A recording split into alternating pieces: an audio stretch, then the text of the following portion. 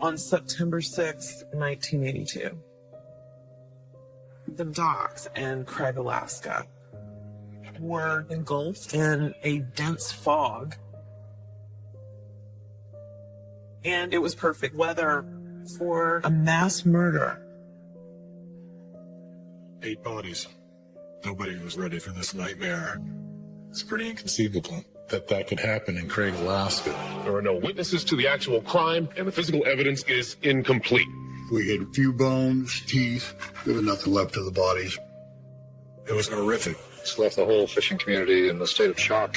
Who could possibly want to do something like that?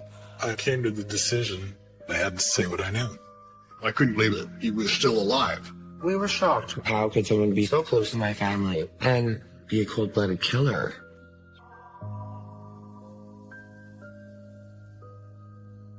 People magazine covered this case in 1983. The story is haunting, and the pain of this tragic event is really still as raw as it was when it had first broken. Craig, Alaska is a coastal town about 1,000 miles south of Anchorage, and its economy is rooted in the fishing industry. It's where fishing vessels deliver the fish, and it was a processing town. It was just a small town in the middle of nowhere. But during fishing season, our population would swell from 900 people to 3,000 to 5,000. And Labor Day weekend of 1982 marks the end of the fishing season, and boats are docked in Craig to deposit their last hauls. We were finishing up the salmon season and getting ready to head back home. Everybody was out, saying goodbye, partying, and passing out, I assume, wherever they were. Docked among the many fishing boats is the Investor, and people can't help but notice. The Investor was a state-of-the-art 58-foot, $850,000 fishing vessel. Somebody described it as the Rolls-Royce amongst just a bunch of clunkers. Basically, it was very high-tech and brand new, and the boat definitely stood out. On board is Mark Coldhurst and his wife, Irene, who is newly pregnant with their 3rd child. Mark and Irene are in their late 20s, and they're traveling with their 2 young children, Kimberly, who is 5, and John, who's 4. The Coulters were from Blaine, Washington, which was roughly about 1,000 miles down the coast. And with commercial fishing up in southeast Alaska, that's pretty rare to bring your family along like that. Bringing their 2 small children along enables the Coulthurst family to be together during the fishing season. And Irene and Mark wouldn't have it any other way. Irene and Mark were high school sweethearts, and after they married, she joined him in the fishing business. They really wanted to make sure that it was a family thing that they were doing together. The season has been successful, and Mark just cleared a 77,000-pound pink salmon catch, and this netted $33,000. For other boat captains who had smaller boats, this was the kind of catch that they could really only dream of. I admired Mark. He was a very successful fisherman, but it wasn't like he just showed up on the fishing grounds in a brand new boat. He worked his way to get there. Mark was about 16 when he started fishing and started fishing on his own. He was always an entrepreneur. He's worked, one boat after the next boat after the next boat, diversified and diversified and diversified. Besides Mark, Irene, and their children, there are also 4 other crew members on board the Investor. Dean Moon, Chris Heyman, Jerome Keown, and Michael Stewart. They're all between the ages of 18 and 19, and it looks like they're going to make some good cash before heading to college in the fall. When the Investor pulls to shore in Craig on September 5th, 1982, spirits are high, and everyone disembarks to celebrate. It was not only the end of the season, but it was Mark's 28th birthday, and the Coulters were going to the local restaurant to have a celebration dinner. I was walking from town, and Mark was walking towards me with his family. I said hi, and he said he was going to his birthday dinner, and I wished him happy birthday. That was the last I ever saw of Mark. That night, Larry Demmert goes to sleep aboard his boat, the Libby 8, which is moored alongside the Investor. Then, around 2 a.m., Larry is woken up by the sound of popping noises. Larry looked out the portal window and saw what appeared to be a shadowy, dark figure moving across the docks. Being that he's in the middle of a deep sleep, Larry Demmert is not exactly lucid at this point. It's also pretty dark. I couldn't really tell clearly who was up there. I looked out and I just saw that, and I went back to sleep.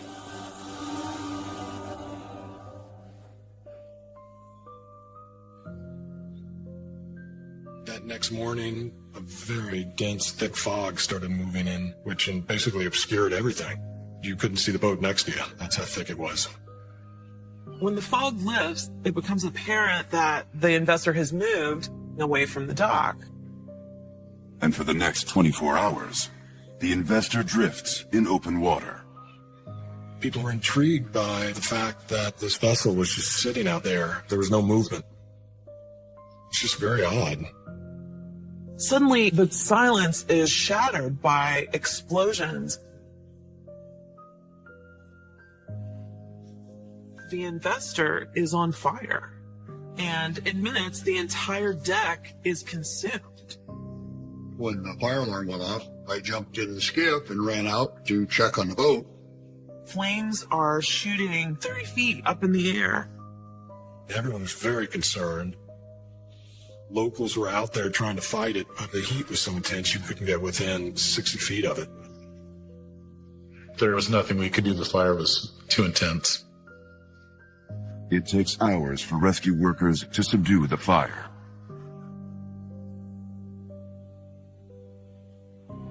Once we had the fire out, we towed her into the beach so she wouldn't sink. It's unbelievable. What was a beautiful first-class fishing boat is now burned to a crisp. Police start poking through what they can, and it's everybody's worst fear. They start recovering bodies. In the area of the pilot house of the Investor, police find 4 burned bodies, including a small child. Investigators fear the crew and the Coulthurst family has perished in a tragic accident. Except for one small detail. At that time, it was realized that the bodies had bullet holes in them. It becomes evident that this was not an accident. These victims didn't just die in a boat fire. They were murdered. The Investor, an $850,000 fishing vessel, has erupted in flames. When police examine the charred wreckage, they find 4 badly burned bodies, including that of a child. All had gunshot wounds. Authorities also discover signs of arson. Whoever set this fire used white gas, otherwise known as ready gas. White gas is different than regular gas because of the absence of certain materials in it. It causes an incredibly intense fire. This was no accident. After that, we went inside on the boat, looking for other bodies. The authorities know 8 people were living and working on the Investor, and they were trying to figure out how many bodies were amongst several tons of ashes and debris in the hull of this once very expensive high-tech boat. And the authorities go to work, slowly sifting through it. I had 2-foot square boxes with screen on the bottom, and we took them out so we could dump shovel loads of ashes and sift them to find anything that might be used as evidence. Unfortunately, most of our evidence had burned up at that point.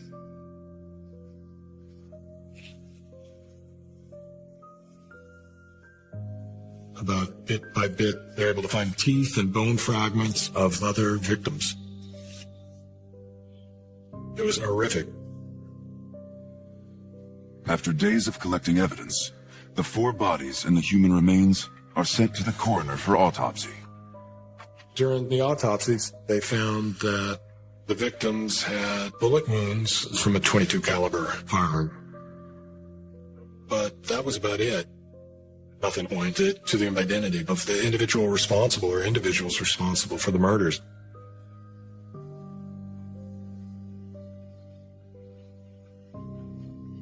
Over the next few days, Mark Colthurst and his wife Irene and their little daughter Kimberly, as well as Michael Stewart, are identified as the 4 bodies found in the wreckage of the Investor. When I found out about my brother, I went into complete denial, and I called my brother's house several times. Just so unreal. It can't be happening. It can't be happening to us, to me, to our family. Irene was pregnant, and I remember being told that Mark was found as if he was protecting her and that there was a bullet through them. It was just the most horrific thing ever. And God, that was so hard that night. And it's been 35 years. I just remember crying, trying to get answers. I mean, my brother could give you the shirt off his back. My sister-in-law, she's a doll. I mean, my God, who could possibly want to do something like that? Still unaccounted for are Little John Colthurst and the 3 other crew members, Jerome Keown, Chris Heyman, and Dean Moon. The Craig community is devastated. Hard to believe. It's really hard to believe. It's left the whole fishing community in a state of shock. It was almost unbelievable that could happen in Craig, Alaska. I was distraught, to say the least. It's tragic. It's the most tragic thing that I can think of as long as I've been in the fishing business, and the fact that I do fish with my wife and family and the kids are on board, I can relate to it. The town was very shook up. People were on edge. At that point, they knew that there could be murder suspects somewhere in town. There was this feeling of urgency and this desperation to try to identify as many potential suspects that they could as quickly as possible. Most of the people who had been in Craig for the fishing season had already unloaded the last of their catch, and they were all on their way back home. Time could be running out. Rumors began to swirl around town that in the days leading up to the murders, Mark Colthurst had $33,000 on board the Investor due to his successful fishing season. And there was some speculation that maybe someone had killed all 8 people for that money. But that idea didn't quite pan out because a witness came forward to tell investigators that on that final night before the murders, Mark actually had to ask him for a $100 loan in order to pay the tab for his 28th birthday dinner. If that were true, then the theory that Mark had a large sum of cash stowed away on the boat didn't make any sense. Investigators dig in and learn Colthurst never took cash payments for his hauls, eliminating any potential money trail for authorities to follow. But soon after, 2 witnesses come forward with information. On the morning of the boat fire, Bruce Anderson and Jan Kilson were on their own fishing trawler when Jan suddenly saw flames shooting out of the Investor's window. They head in the direction of the fire to see if anyone needs help. As they're speeding towards the burning boat, they see a gray motor-powered skiff heading towards them. Jan shouts, asking if there is anyone on the burning boat, and the driver answers her and says, "Yeah, there is." At that point, the skiff driver continued to speed off back into town, and they assumed he was going to get help. Jan reports that the driver is a young white man in his late teens or early 20s with light brown hair. He was wearing a baseball cap and glasses. And in this community where everyone knows one another, Bruce and Jan have no idea who he is. Then 2 more witnesses come forward and say they saw a gray skiff dock at the marina. They don't recognize the driver either, but their description of him is nearly identical to Jan and Bruce's. The trooper checks out the skiff. He's hoping that there's going to be some evidence there, some kind of clue about who this driver was, but rain began to fall and had washed away any fingerprints that he might have been able to find. It becomes really important for investigators to find the man that had been seen driving the skiff away from the fire.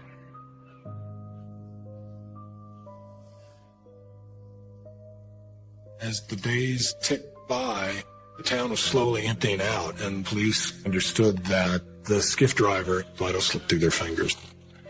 Jerry Mackey, Craig's rescue operator, heads to a local bar for a break.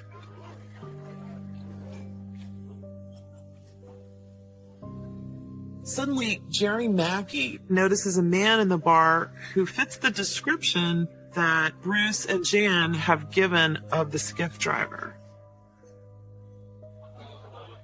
And so he quickly calls the troopers, hoping that they'll arrive before this man can run away.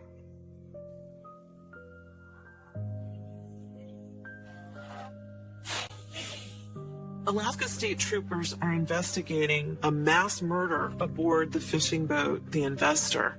Witnesses have described a young man that was fleeing the scene on a skiff, and now a local rescue worker has just called troopers to a neighborhood bar because he's seen someone that matches the description of the skiff driver.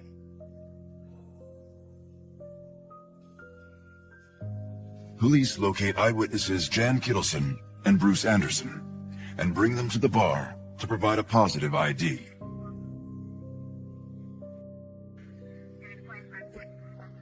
So walk through the bar, come out, tell us if you see the person that was 25 feet away in that skiff you talked to. Tell me if you see him in there.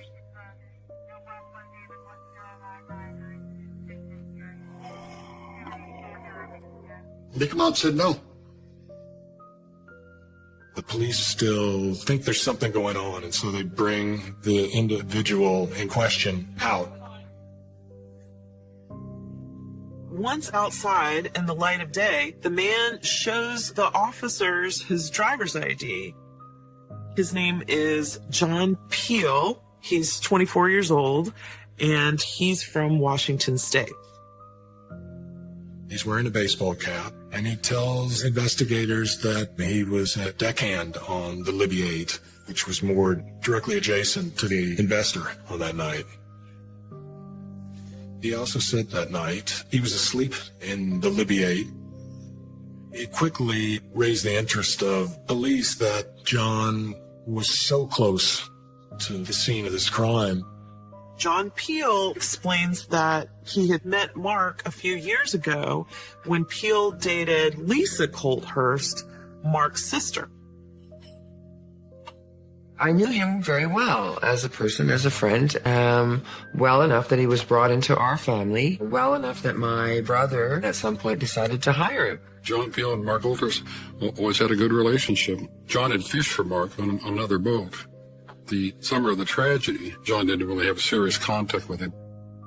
The troopers note that John Peel is currently for them a person of interest, but without a positive ID from Bruce and Jan, police release him. Looking for more information about John Peel, investigators head down to the docks. Police went and spoke with Larry Dimmert Jr., who was the captain of the Libby 8, and he told them a little bit about John Peel.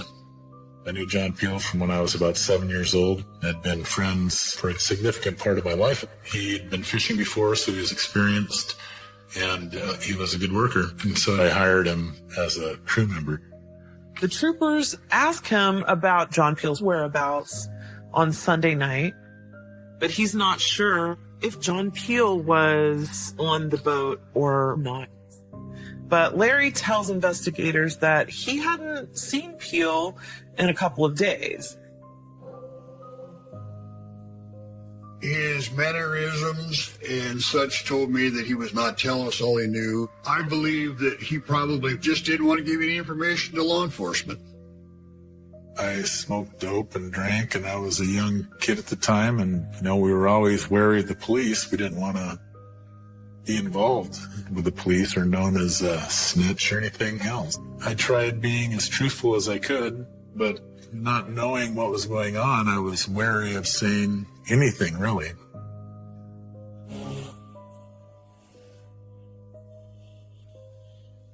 As investigators continue looking for leads, the victims' families continue to grieve.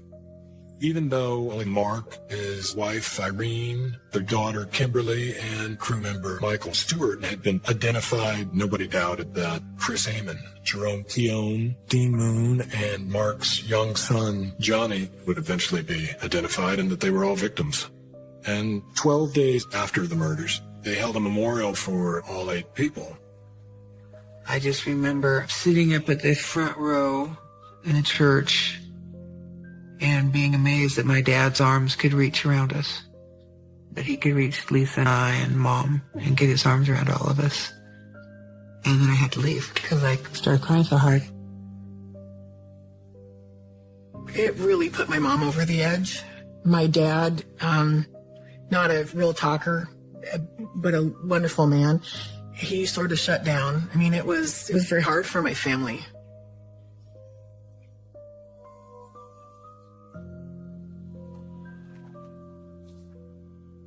Meanwhile, the coroner struggles to identify the charred remains found in the ashes of the investor. The coroner could identify the 4 bodies, but all the rest was pathology because we're talking about just a few bones, teeth. There was nothing left of the bodies, but just fragments.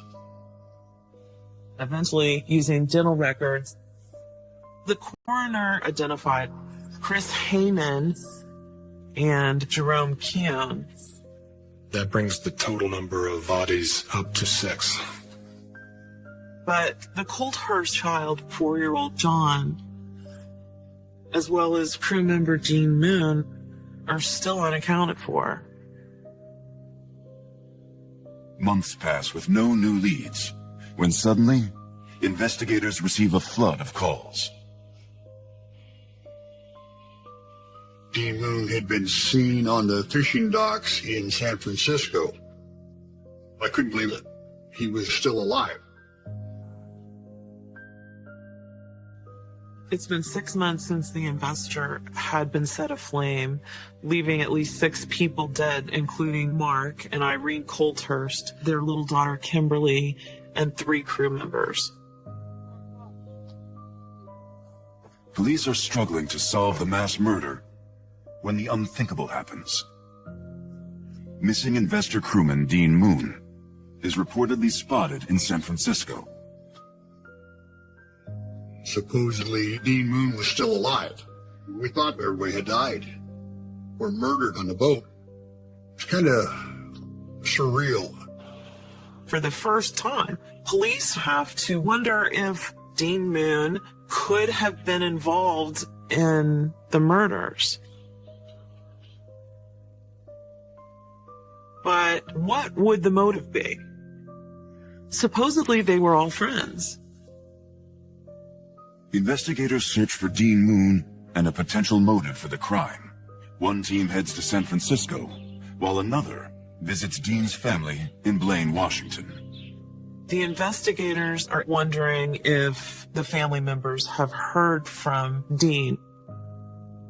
The police interviewed me and my parents about my relationship with my brother, what his personality was like, who he was. Did he have any friends? Did he do this, do that?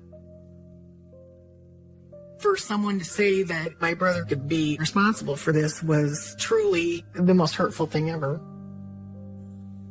Attempts to locate Dean Moon in San Francisco fail. But months later, they receive evidence that puts all suspicions about Dean to rest. A pathologist did eventually say yes. Part of a jawbone and tooth fragment were matched dental records of Dean Moon. We never did find the body of young John. We figured that he was totally consumed in the fire.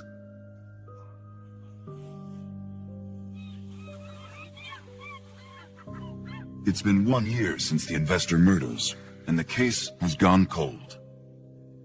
Investigators decide to re-interview anyone they can find that they think might know something. And one of the interviews they do is with Larry Demmert Jr. The first time investigators spoke with Larry Demmert Jr., he seemed to be withholding information. This time, they hope he'll be more cooperative.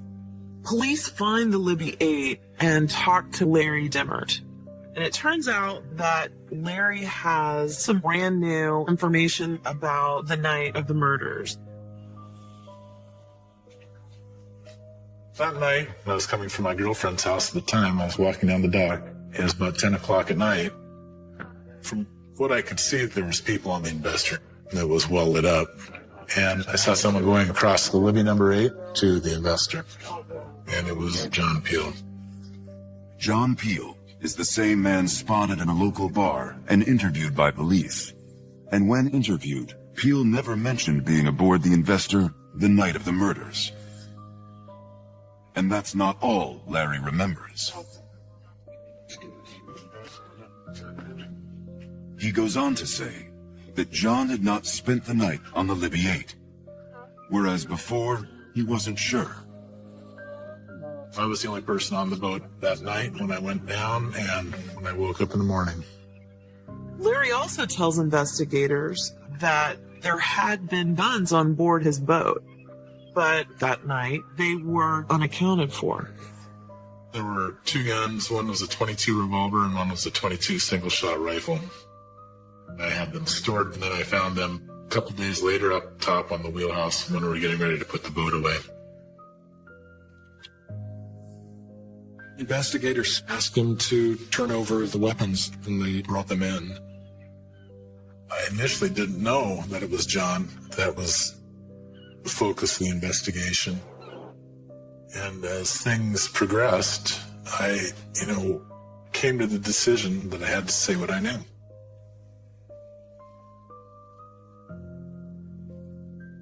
It's at this point they interview another crew member of the Libby 8 by the name of Brian Palinkas.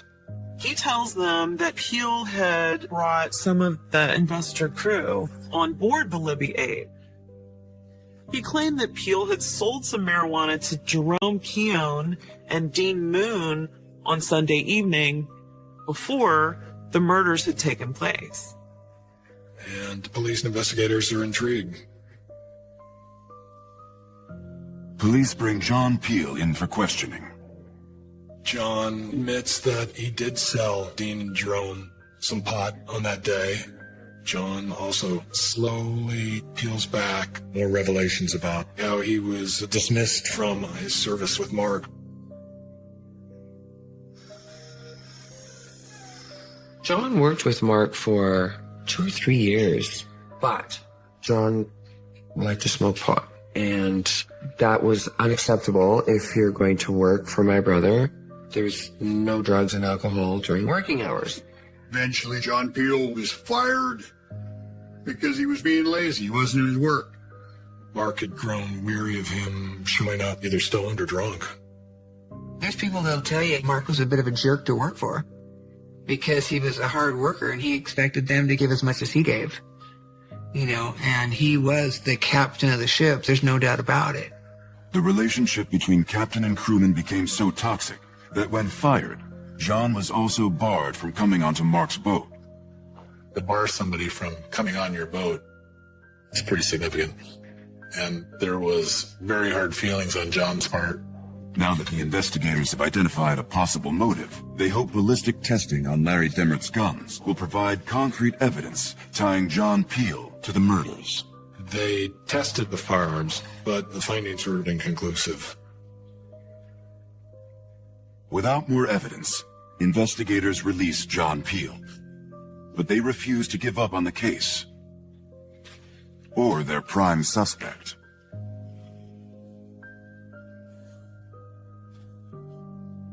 Investigators, in an effort to keep this case alive, publish a composite sketch of the individual who was seen in the skiff.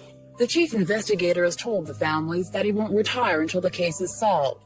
The trooper indicated Alaska's governor wants it resolved because not only has it made fishermen nervous, but has left a black mark on the state of Alaska.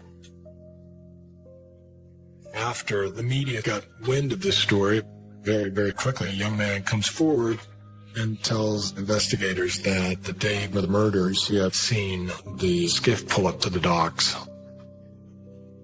Police end up doing a photo lineup, and this individual ends up pinpointing a picture of John Peel as being the individual who was piloting the skiff. The sketch does have some resemblance to John Peel, in terms of the jaw especially.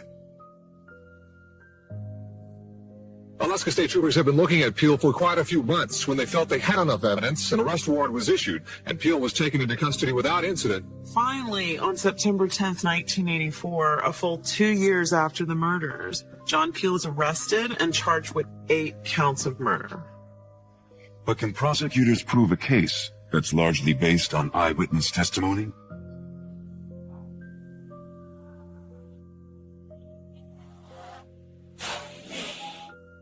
Years to the month after the killings, John Peel is arrested for the mass murder in Craig, Alaska. And in January 1985, Peel appears at his arraignment wearing a ski mask. The case had enormous publicity. There were 8 counts of first-degree murder, 1 count of arson. Each carries the potential of 99 years. We were afraid that if the media, including People magazine, showed an actual picture of John Peel before his trial, then it might influence the witness to say, well, that's the guy. If found guilty, Peel faces 800 years in prison. It is billed as one of the biggest mass murders in the Northwest, and tonight, Bellingham native John Peel is finally on trial.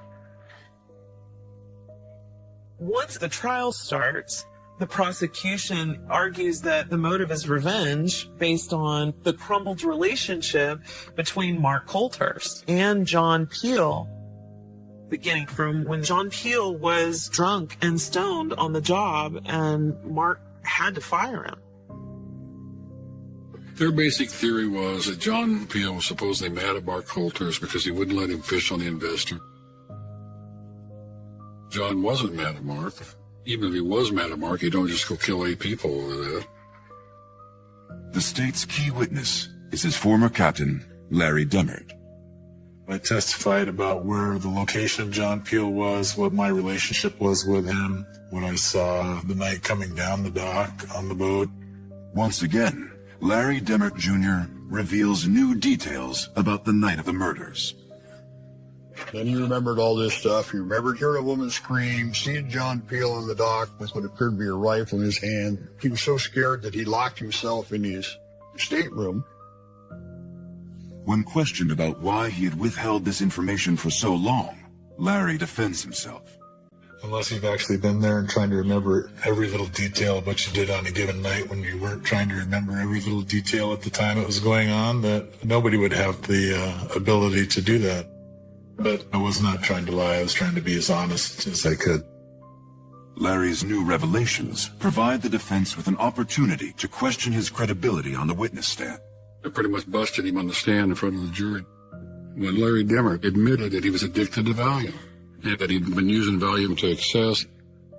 The Valium usage was a brief stint, just a substitute for the alcohol, because I didn't drink when I was using the Valium, trying to calm my nerves. But I was sober at the time of the trial.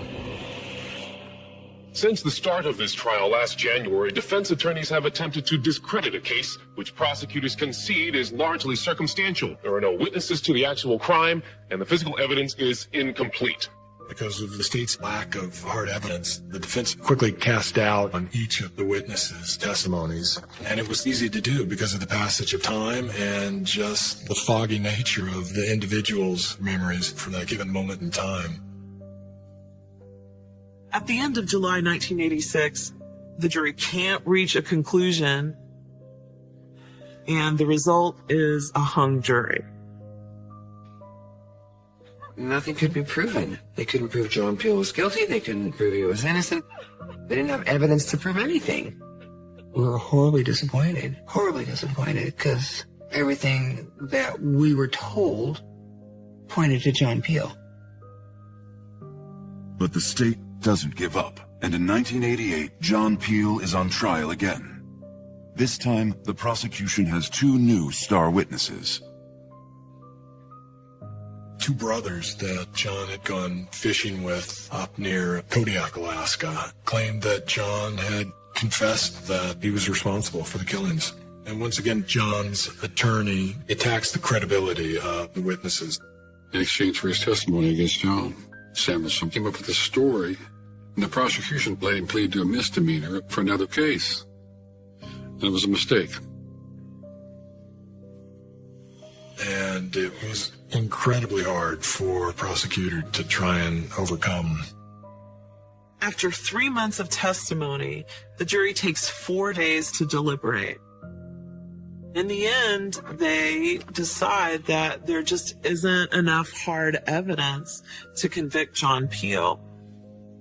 The jury finds John Peel not guilty.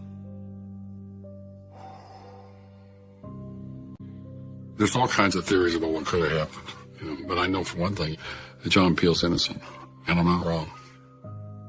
Thank God it's over and justice did work this time. Final verdict on the second trial was, this is it. He's going to be let out of jail. He's going to come back and live in Bellingham. I can't believe it. I was dumbfounded, I mean, as far as I was concerned at that point, he should have been thrown in jail for life. When he was declared not guilty, you're incredibly let down, you're sad, and then you realize, of all things, it doesn't change anything. It doesn't change that my brother's gone. It doesn't change my parents' agony. That sort of thing. So you gotta pick up and move on.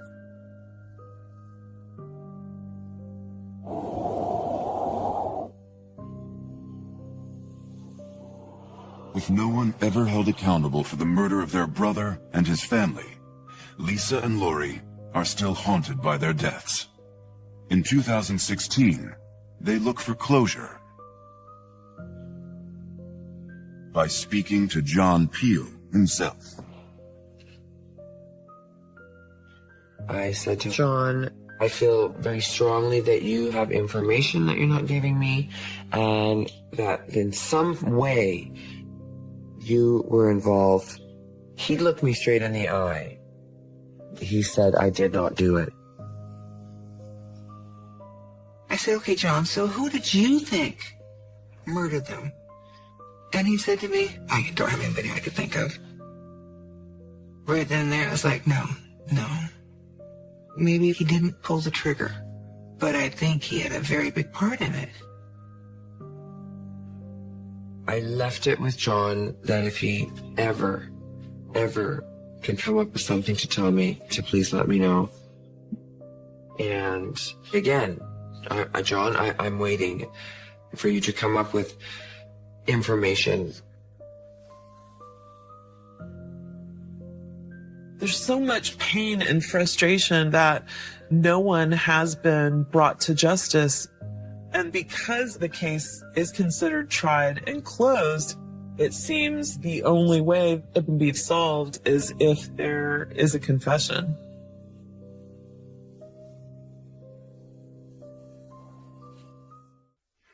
To do this, you have to be a psychopath. This was unspeakable. You have to scratch your head and go, doesn't make sense. Why would someone do such a thing? Somebody who's truly sociopathic and fanatical. Police had to make sure that no one leaked any information. They devised a covert operation. And now it almost sounds like you're trying to pin something on me. A cold case murder is suddenly heating up with a shocking twist. Made it even crazier. Made it even worse. There was a DNA test done. It's a perfect match. I wasn't expecting that. The Sherry Rasmussen case is particularly intriguing. This is the story of somebody who was supposed to be protecting her, who actually ended up being the criminal. It took years to come to light, and a campaign to get justice to be served. Van Nuys is a bedroom community in the Valley area of Los Angeles, and it's a middle-class neighborhood. And during the 1980s, Van Nuys seems sheltered from the violence that is rocking Los Angeles. The 80s were crazy. You saw the violence skyrocket. LA was getting 1,000 murders a year. But that Los Angeles feels worlds away for newlyweds John Rutten and Sherry Rasmussen. Sherry is kind, beautiful, and incredibly smart. In fact, her friends actually use the word brilliant to describe her, and there was many reasons why. She graduated high school when she was 16. She finished nursing school at the age of 19. At the age of 27, she was the nursing director at the Glendale Adventist Medical Center. She was a go-getter. Sherry was such a stabilizing force for the family. She gave me the biggest smile. She was really sweet, darling, very quiet. You didn't see a lot of Sherry. She was forever going to the gym. She ran, she worked out, she was in just amazing shape. John Rutten, he was also a pretty athletic guy. John is the definition of tall, dark, and handsome. Originally from San Diego, he enrolled at UCLA and studied mechanical engineering and played intramural basketball. While they both attend UCLA at the same time, John is an undergrad and Sherry is a graduate student. They don't meet until a few years later. John and Sherry met at a social encounter. It was just a chance meeting, but they connected straight away, and friends have said that it was actually love at first sight. They had a magnetic energy. They were very much attracted and attached to one another. You could just spot that. The minute the two of them would walk out the door, they were holding hands. He had his arm around her. They seemed very, very happy with one another. It was a real whirlwind romance. After a year of dating, John proposed, and Sherry said yes emphatically. She was absolutely thrilled. February 24th, 1986, starts off as a normal day for the newlyweds. It's Monday morning, and John and Sherry are typically early risers. Ordinarily, Sherry's out the door first because of her lengthier commutes.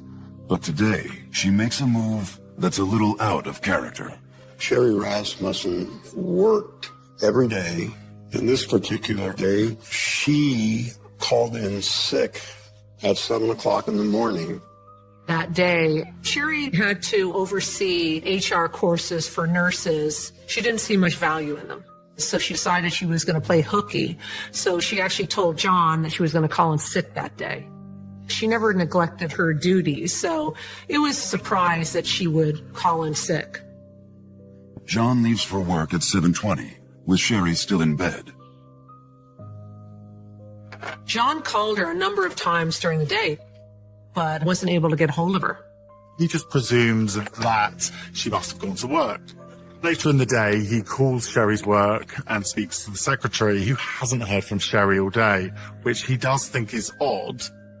John leaves from work around 5 to go home. Before he gets home, he runs a few errands. He went to the bank, he went to get his shoes, he went to get the dry cleaning. He drives into the garage, and Sherry's car is gone. He notices that there's some shards of glass around the opening to the garage.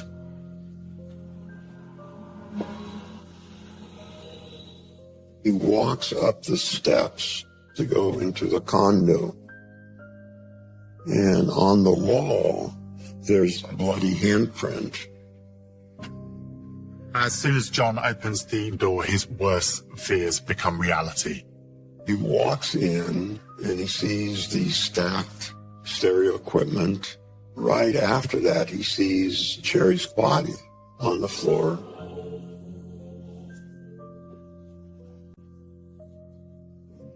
John is panicked because he can't feel a pulse and immediately calls 911. It was around 6 o'clock. My phone was ringing. And it was a neighbor who was hysterical. Alan, what is happening around here? The police are jumping the walls. They're coming from every direction. I went outside to see if I could spot what was going on. And here came an army of both uniformed and plainclothes policemen dashing up these stairs and directly to Unit 205. Emergency personnel show up, but it was too late. Sherry Rasmussen was pronounced dead at 6:12 p.m. that evening. The investigators on the scene look at the living room and it is a complete mess. Stereo equipment, some other things had been stacked up as if they were going to be taken. Bookshelves had been knocked off. A gunshot broke out a window. It appeared there was a struggle at the door, but there was no forced entry. Did they pick a lock? Was the door unlocked? Had the husband left in the day, left the door unlocked? If she was upstairs, did she come down and confront somebody or answer the door and then was attacked? This was, as one detective described it, one of the bloodiest, violent crime scenes he had ever seen.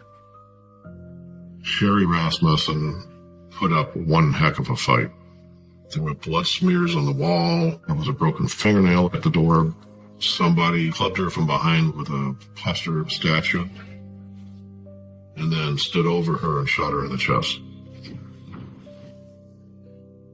Police find a blanket near where she's found. They find gunshot residue on the blanket as well as a hole from the bullets. They deduce that the blanket was used to muffle the sounds of the gunshots. Also, there is a bizarre bite mark on her arm. They actually swabbed her arm for saliva. The swab was taken to the coroner's office for forensic testing.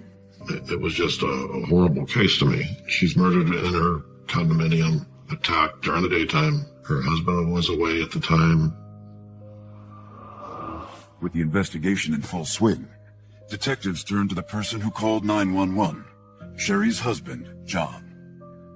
I always thought there was something strange about the way he reacted. He tried to call her the day of the killing, and she was supposed to be home. He got no answer. He stayed at work. He did not go over to the house to find out what was wrong, although he claimed he was worried. He stopped to get a pair of shoes. He went to pick up some laundry before he went home, even though he said he was very worried about her. There doesn't really seem to be any motive for John to kill his wife. There are no apparent problems in the marriage. There's no insurance payout. John was absolutely devastated. He was distraught. He was madly in love with Sherry. He couldn't believe that somebody would kill the love of his life. Detectives check out John's alibi, his work day, the errands he ran, and everything checks out fine. The following day, the LAPD canvassed Sherry and John's complex and surrounding neighborhood.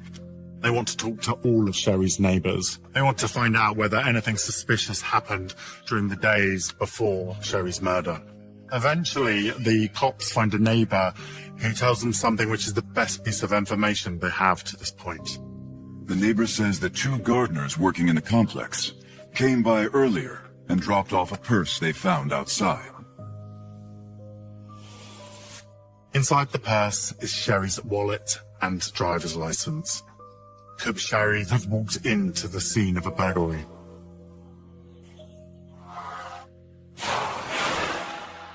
In February 1986, John Rutten finds his wife, Sherry Rasmussen, murdered. In canvassing the neighborhood, the LAPD gets its first break. A neighbor told them that on the day of Sherry's murder, 2 gardeners found Sherry's purse and ID and wallet in the neighbor's yard. Police were hopeful that a lead would come of it. With Sherry's wallet in their possession, detectives begin to piece together a theory. Based on the scene, police believe that this is actually a burglary that's gone wrong.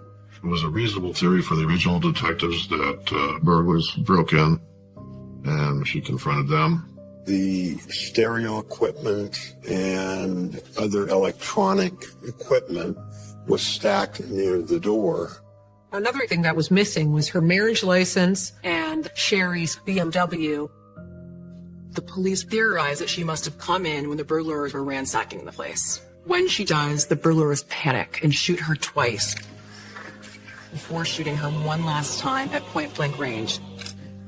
Then, spooked that a neighbor might have heard those gunshots, they steal Sherry's BMW and drive off.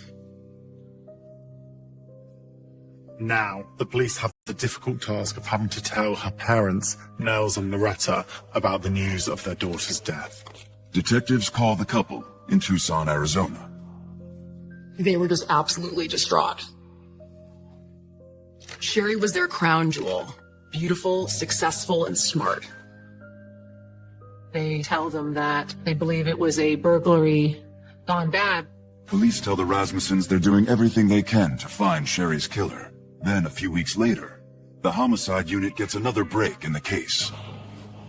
Her car was recovered about 2.5 miles away. The car was left in a sketchy neighborhood with the keys inside. Police find the car in perfect condition. It hasn't been broken into, there is no damage, and bizarrely, there is nothing missing.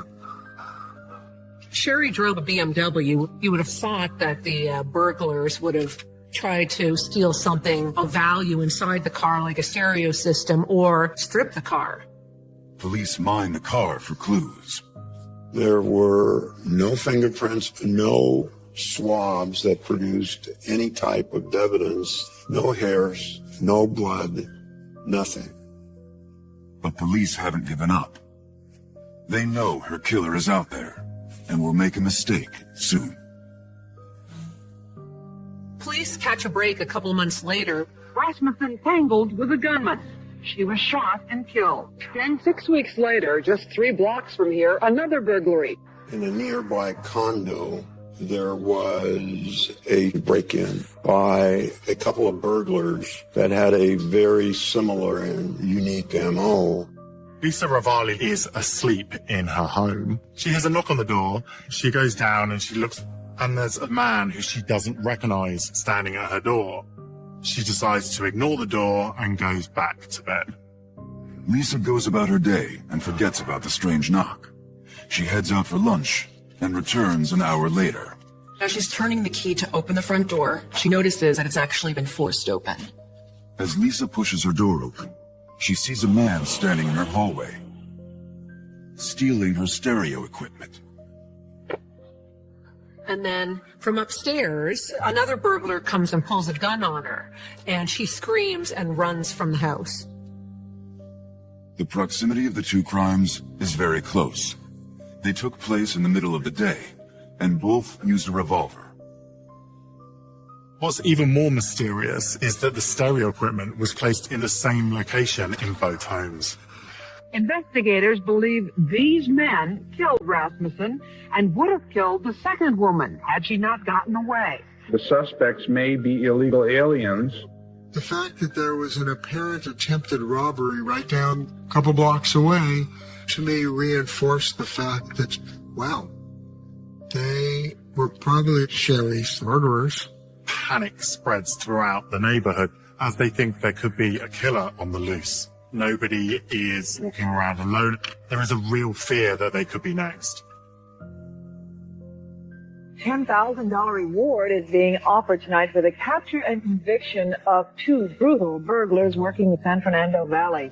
After Sherry's murder, the Rasmussens come to Los Angeles and hold a press conference and offer $10,000 for any information leading to the arrest and conviction of Sherry's killer.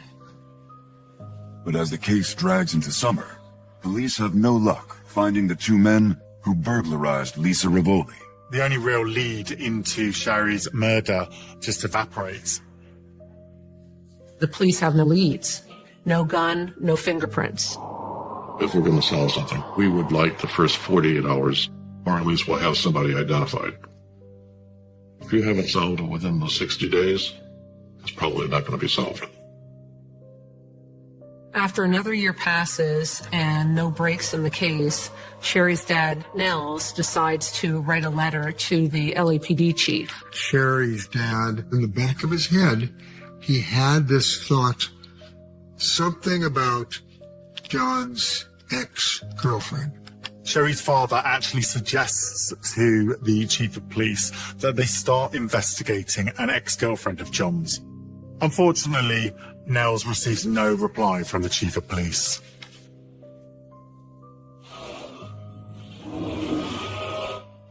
About 2001, LAPD was going to start a cold case unit. And I was really interested in that. LA probably had about 6,000 unsolved murders. We were just getting into DNA. So our focus was sexual assault type crimes or crimes where DNA evidence had been left behind. Sherry Rasmussen's case has been cold for nearly 15 years, and law enforcement has yet to catch the two burglars they say murdered Sherry. But LAPD's new cold case unit is about to change that. Police finally get a breakthrough that affects the Rasmussens. Sherry Rasmussen's case was out at Van Nuys Division. When I went to Van Nuys Division and pulled murder books, from reading the report, from looking at the crime scene, there was blood smears on the wall. So I figured there was other DNA left behind.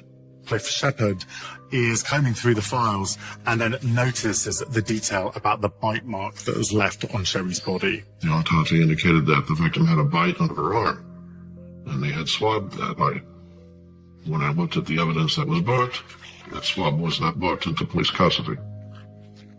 So my focus became, where's that swab?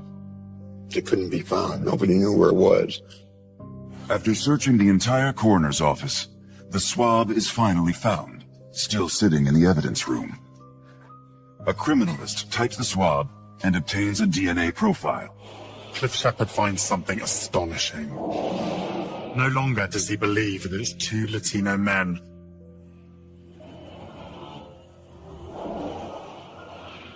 The contributor is a female. I wasn't expecting that. A cold case murder in Los Angeles is suddenly heating up with a shocking twist. Fresh revelations from DNA evidence force investigators to radically rethink years-old assumptions about Sherry Rasmussen's murder. There was a lot of amazement when it came out that this was a woman's DNA. And boy, that blew the whole theory down the drain. We were supposed to be looking for two males. Now you're throwing in a female. All right. Still not impossible that there was burglars. It's not unusual that we have women that are involved in felonies too. I asked other people in my office about any male or female burglary teams that they were aware of. After reviewing robbery cases and criminal profiles, one male-female team operating in the Van Nuys area stands out to investigators. When I looked at them, the female was free at the time of Sherry's death. The male was in custody. I also found that she had been arrested with another male committing some crimes. Law enforcement investigate the woman and determine she was not involved in Sherry's murder. At another dead end, police re-examine the possible connection to the Lisa Rivoli burglary and notice critical differences. In Lisa Rivoli's case, there's actually jewelry that's been stolen, and there's a huge disturbance that happened upstairs in the apartment. Dresser drawers have been rummaged through. There's a wardrobe that's been left open. There are clothes everywhere. In the case of Lisa Rivoli, the burglars escaped in their own car, and her front door was forced open. In Sherry's case, they left the scene of crime in Sherry's car, and there was no signs that the door was forced open. In 2009, they started looking at the burglary theory again, and what the new detectives determined was that this was a staged burglary. It was an emotional crime scene. The items taken from Sherry's home, John and Sherry's marriage license and her car, a gift from John, seems to have a particular sentimental value. Sherry was severely beaten and shot 3 times in the chest, one of them point blank. And with fresh eyes, even the manner of her murder points police in a new direction. To police, a point-blank range shooting indicates that this was definitely personal. Getting that close to them, you want to murder them.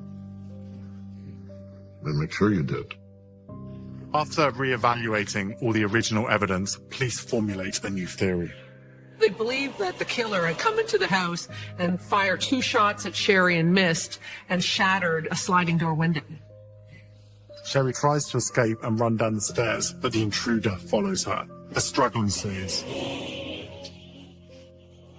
Sherry manages to get her assailant into a headlock, only to receive a bite on her arm whilst this is happening. It seemed to the police that it wasn't a burglary. The plan was to go in there and kill Sherry Rasmussen. With the DNA evidence and a new murder theory, investigators start back at the beginning. Police go back to John Rutten and ask him about any females who would have wanted to hurt Sherry. John tells the LAPD about a girl that he was seeing by the name of Stephanie. What the detectives don't realize is that Sherry's parents mentioned the same woman to police 20 years earlier. Stephanie and John met at UCLA. They met because they were in the same dorm. They played basketball together. She was a very good basketball player, very good athlete. Stephanie's very intelligent. She's very educated. She went to UCLA on a partial academic scholarship and was a walk-on the JV team. She'd pull these pranks on John. She used to steal his clothes from the showers and take pictures of him naked. They had a lot of fun together. It ended up developing into a sexual relationship. John emphasizes to police that he and Stephanie were never exclusive. After college, they actually have sex once or twice a month, but John continues to see other people. He makes it clear to Stephanie that they're not headed in the direction of marriage. Shortly after that, Stephanie finds out that John has proposed to Sherry and he plans to get married. And she tells her roommates how distraught she is that John plans to marry somebody else. Supposedly she called him that night. She asked him to come over so they could talk. And the talk ended in them having sex together. This was after he was engaged.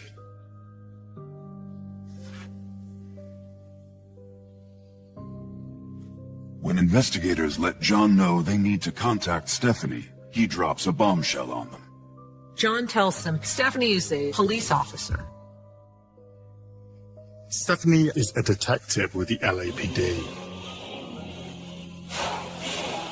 After reopening Sherry Rasmussen's case file in 2009, Van Nuys homicide detectives are zeroing in on a suspect, Stephanie Lazarus, an LAPD detective and John Rutten's former lover. When a currently serving detective is a suspect in a murder case that has stood cold for years, the stakes start to get high. She had a stellar career, and she got nothing but outstanding commendations from her superiors. She impressed some people if she was able to get from patrol to work homicide and to get up to burglary auto theft division. You have to have people recommend you. Stephanie got actually one of the most coveted jobs at the LAPD, the art theft detail, which was considered an elite detail with the major crimes division. They looked into high-end art theft crimes. They get the high-profile burglaries, the jewel thefts that are going on today at the actors and actresses' homes. It made me proud that she won Detective of the Year twice, I believe, in the Van Nuys division, and I went to both of those ceremonies. And I believe Stephanie's always very humble. In nearly 30 years, Stephanie hasn't had one disciplinary hearing.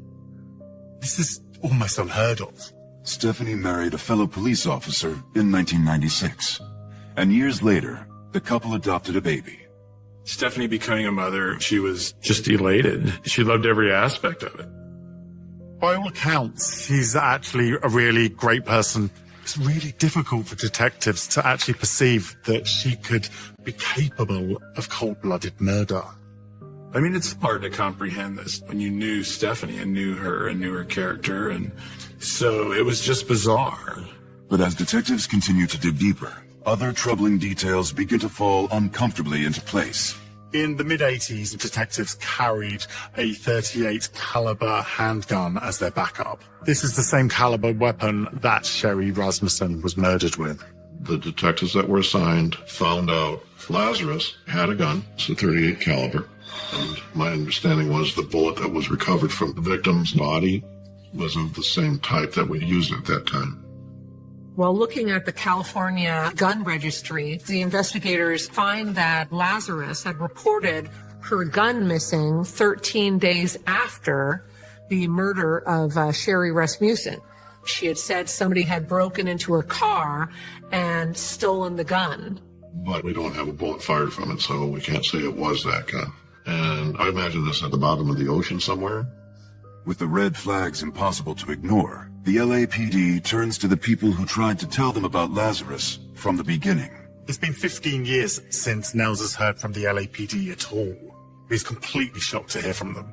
Sherry's father, Nels, goes on to tell detectives about Stephanie Lazarus's extremely disturbing behavior in the time leading up to his daughter's murder. Stephanie turned up unannounced at Sherry's house 3 times. Nels told the police that on one occasion, Stephanie showed up at the house with skis and asked John to wax them for her. Sherry thinks this is nothing but an excuse just to get in touch with John. But John assures Sherry that there's nothing going on between him and Stephanie. So John waxed her skis, even though Sherry had told him that she was uncomfortable and she wanted John to stay away from Stephanie. When Stephanie comes back to the house to pick up the skis, Sherry makes it known she's not welcome anymore. But Stephanie doesn't back down. She turns up a few weeks later in full LAPD uniform with a gun strapped to her waist. Sherry told her dad that she was absolutely petrified. Sherry told her parents that Stephanie turned up at her work. She said, "If I can't have John, nobody can." This is obviously a huge threat. The new detectives are completely shocked. But the biggest surprise is where Stephanie is now. Stephanie Lazarus worked down the hall from these detectives that were investigating her. This obviously creates a lot of complications. They had to make sure that no one leaked any information. Investigators don't know on the force who's actually close with Stephanie and who could actually tell her that she was being investigated as a murder suspect. Van Nuys detectives must be very quiet and also very selective with whom they share this information with. They don't use her name. All they do is use the number 5 when they're referring to her. Now they have the job of collecting her DNA. The detectives were tracking her down and obtaining a DNA sample. That became a very secret investigation. On the morning of May 27th, 2009, detectives put the operation into motion. The officers that were investigating the case followed her to some fast food restaurant where she got a drink. After the lunch, Stephanie throws away a soda cup. The LAPD surveillance unit extracted the cup and the straw for DNA testing. There was a full DNA test done of both the swab from the bite mark and a comparison of that to Stephanie's. It's a perfect match. It's taken years, but the DNA that has been taken from this cup finally puts this case into perspective. Stephanie Lazarus is no longer just a person of interest. She's the primary suspect. Investigators really want to catch Stephanie off guard and question her about her relationship with John and Sherry. They devise a covert operation called the Art Thief. The lead detectives came up with a pretty good plan because she was involved with art thefts. They told her, hey, there's a suspect in the jail division. You have some information that maybe you would like to talk to him about some art. She said, sure, I'll help. They wanted to make sure she was unarmed when they did. So they took her to the basement, to the county jail. That caused her to lock up her gun in the locker. And once that happened, they brought her into her room and began interviewing her. She thought that she was going to be talking about this art theft. She quickly learned that that was not the detective's intention. You said you dated John. How long did you guys date? I mean, what are you guys? Is this something? I mean, you said that I was going to interview somebody about art and how you guys are. She realized that she's now being the focus of the investigation. I mean, I'm shocked. I'm really shocked that somebody would be saying that I did this. I mean, we had a fight, and so I went and killed her. I mean, come on.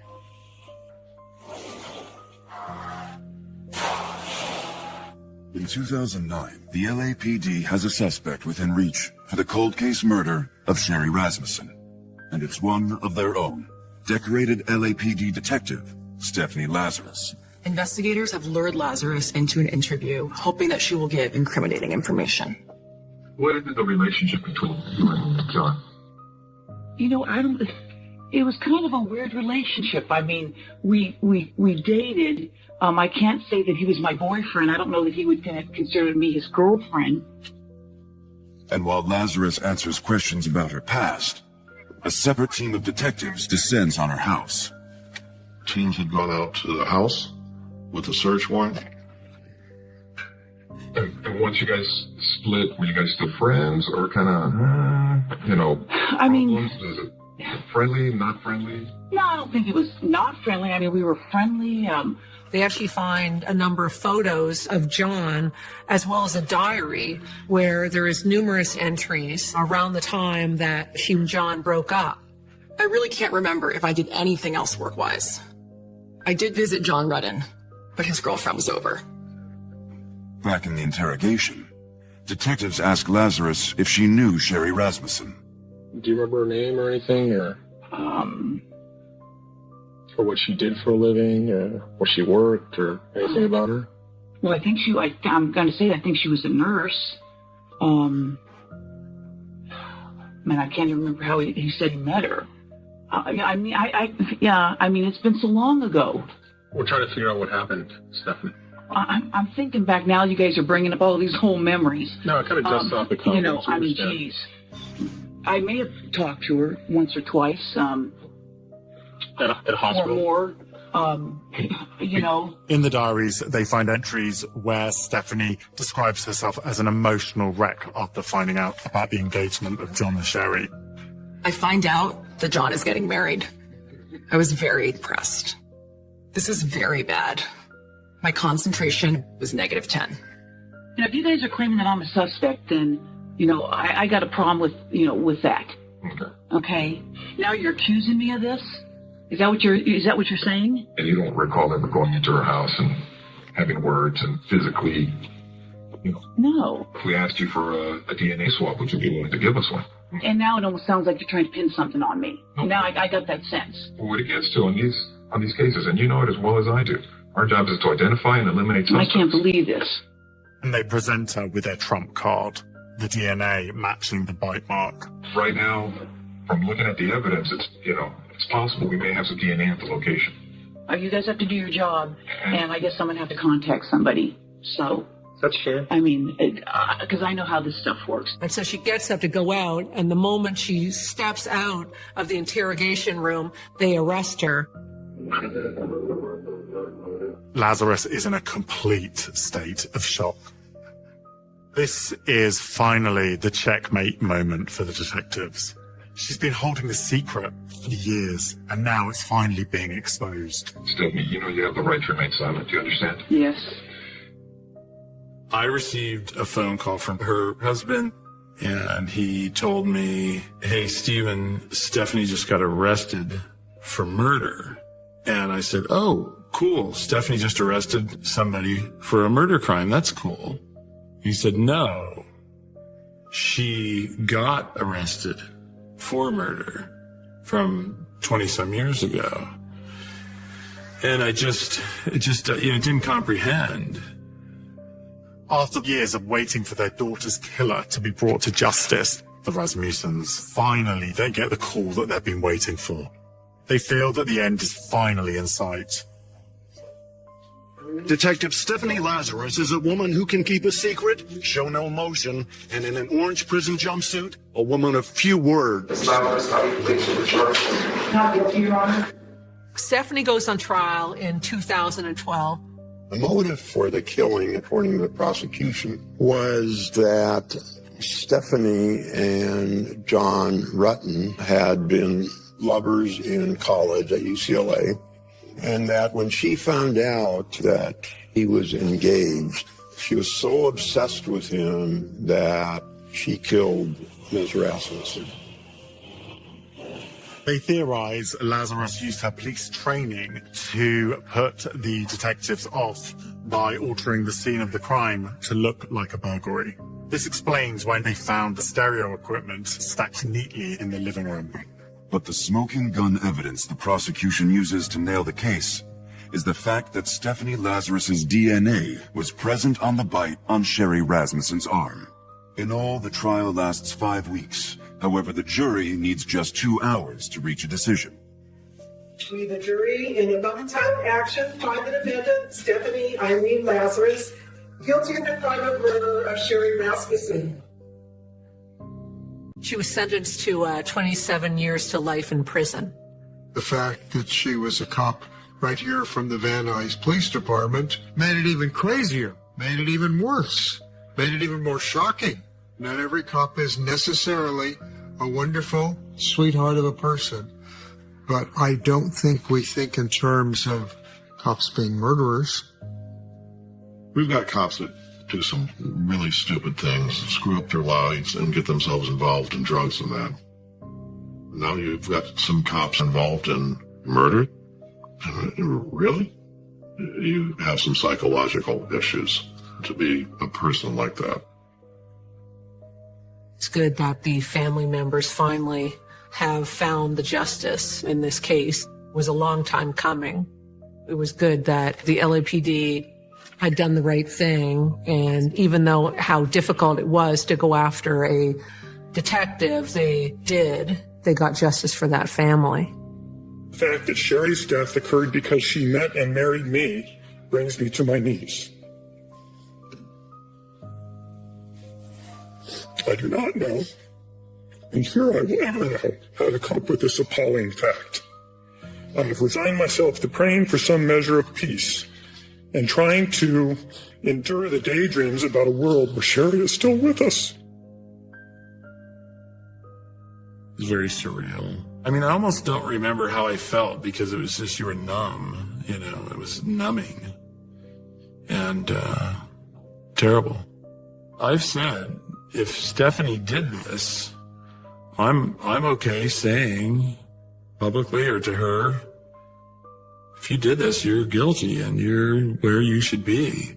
So if it was not tampered with and that is her bite mark, then, I mean, you would have to presume that she did it.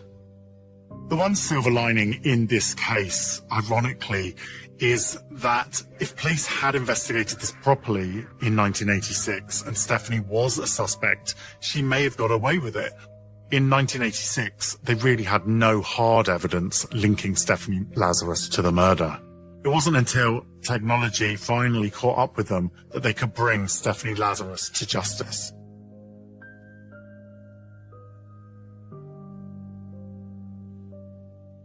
It just always hurts. Why would someone do such a thing to such a sweet, loving person? I'm learning every day how to deal with this. And I still don't have all the answers. It's like a